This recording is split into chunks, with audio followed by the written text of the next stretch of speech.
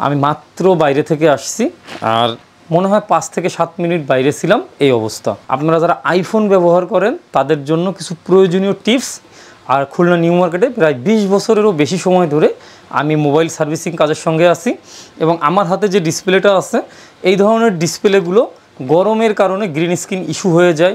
আজকে আমি আপনাদেরকে যে টিপস অ্যান্ড ট্রিক্সগুলো দেব, সেই টিপস অ্যান্ড ট্রিক্সগুলো আপনারা যদি একটু ফলো করেন তাহলে এই গরমে আপনার মোবাইলটা হয়তো ভালো থাকবে। তো টিপস নাম্বার 1, আপনারা যখন বাইরে বের হবেন আপনার ট্রু টোনটা অফ করে দেবেন আইফোনের।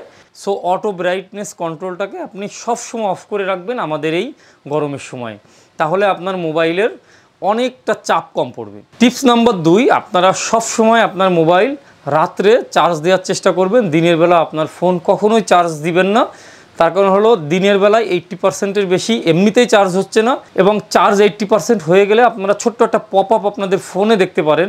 80% চার্জের পরেই যে পপ আপটা আসে সেটা হলো বাইরের টেম্পারেচারটা অনেক বেশি গরম, ও আর 20% চার্জ দিবে না। সো এই কারণে আপনার ফোন রাত্রেবেলা চার্জ দেওয়ার চেষ্টা করবেন এবং আপনিও চেষ্টা করবেন 80% উপরে চার্জ না দেওয়ার। টিপস নাম্বার 3, আপনি বাইরে বের হওয়ার সময় আপনার ফোনের যতগুলো অ্যাপস আপনার চালু আছে প্রত্যেকটা অ্যাপস আপনি সোয়াইপ করে করে প্রত্যেকটা অ্যাপসকে আপনি রিমুভ করে তারপরে আপনার ফোন ফ্রি রেখে বাইরে বের হবেন। কারণ বাইরে বের হলে আপনাকে তো ফোন রিসিভ করতেই হবে। তার কারণ হলো ভেতরের অ্যাপসগুলোও আপনার এই গরম হওয়ার পেছনে একটু দায়ী থাকে।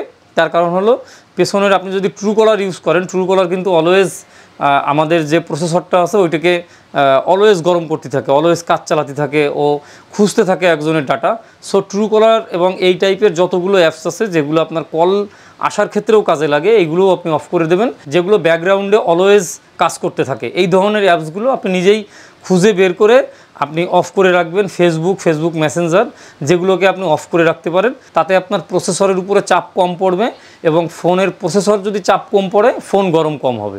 আর ফোন ব্যবহারের ক্ষেত্রে ডিরেক্ট সানলাইটের ভেতরে আপনার ফোন কল রিসিভ করা এবং ফোনে কথা বলা থেকে একটু বিরত থাকতে হবে। ফোন রিসিভ করার ক্ষেত্রে অবশ্যই ছায়াযুক্ত স্থানে ফোন রিসিভ করার চেষ্টা করবেন এবং ফোন করার ক্ষেত্রেও ছায়াযুক্ত স্থান থেকে আপনার ফোন থেকে কল করার চেষ্টা করবেন। রোদের ভিতরে বের করলে একটা ফোনে যে পরিমাণ প্রেশার পড়বে, একটা ছায়াযুক্ত স্থানে আপনি যদি এই ফোনটাকে বের করে ব্যবহার করেন সেই ধরনের প্রেশার সেন্সর প্রসেসরকে দেবে না। আর যেহেতু আমি মোবাইল সার্ভিসিংয়ের কাজ করি, 13 Pro Max এবং 14 Pro Maxে খুব বেশি গ্রিন স্ক্রিন দেখা দিচ্ছে।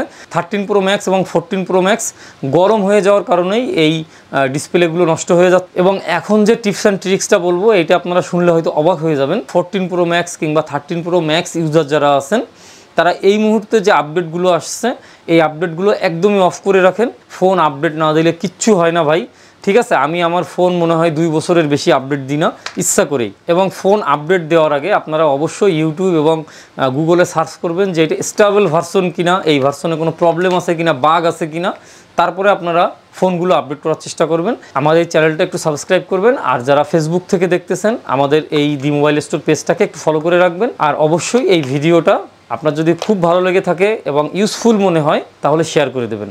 ভালো থাকবেন, টাটা। আর গরমে বাইরে গেলে অবশ্যই ছাতা ব্যবহার করবেন।